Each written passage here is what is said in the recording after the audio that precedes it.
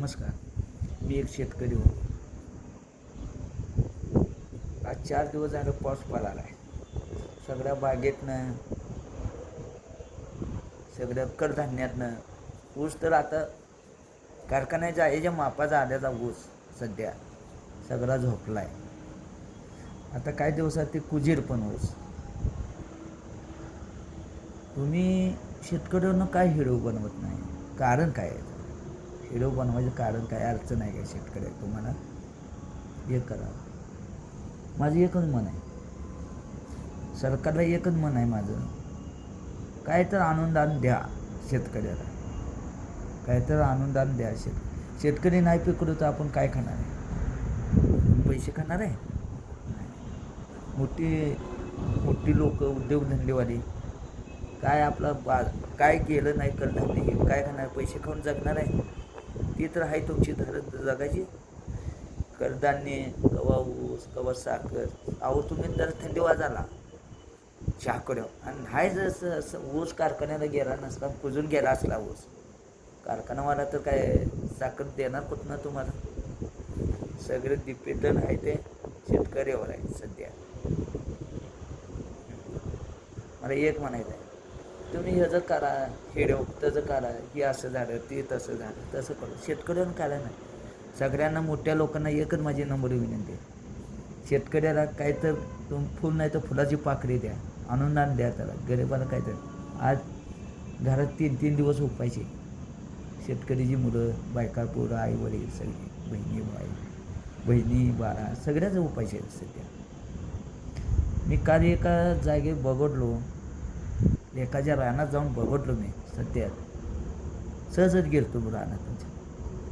माझ्या अंदाजानं म्हणलं तर गुडघ्याच्या वर पाणी असेल सोयाबीनमध्ये. गुडघ्याच्या वर सोयाबीन कवर असते एवढं, गुडघ्याच्या वर म्हणजे आपलं कुठं आलं गुडघं त्याच्यात लिवत पाणी.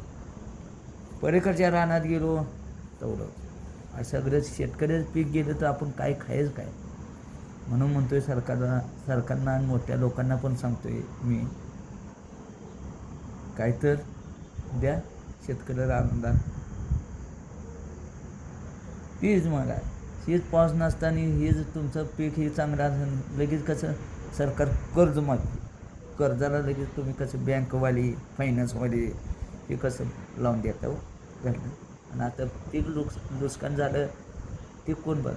आता समजा एखाद्या शेतात गाजेची झाला असतेच, लगेच पंचनामा करायला लगेच येतं. आता पीक जळून गेले, पीक पाण्याखाली गेले, त्याचं काय पंचनामा करायला येत नाही तुम्ही? सरकारला माझा नंबर येऊ नये.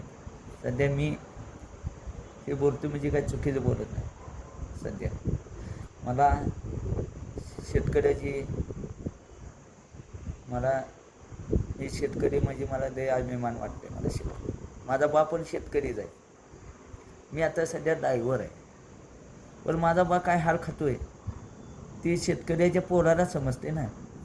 उद्योगाच्या पोरा समजत नाही. ती गाडी पैसा असतो त्यांच्या, गाडीखाली पैसा असतो, पैसे झोपते. आम्ही आहे ना गाडी माझ्या खुशीत झोपतोय मी सध्या. तसं करू नका. शेतकऱ्याला अनुदान द्या तुम्ही, शेतकऱ्याचं कर्जमाफी करा, ते गेलं असलं तर हे करून द्या. शेतकरी कमवला तर ड्रायव्हर लोक नेऊन तुम्हाला अन्न तुमचं धान्य ऊस साखर सगळं म्हणजे काय आहे हे तुम्हाला पोच करतो. शेतकरी नाही पैकवणार तर ड्रायव्हर तर काय करणार? ड्रायव्हरला आणि शेतकऱ्याला तुम्ही मान द्या, हीच माझी नम्र विनंती आहे. धन्यवाद. जय महाराष्ट्र, जय हिंद.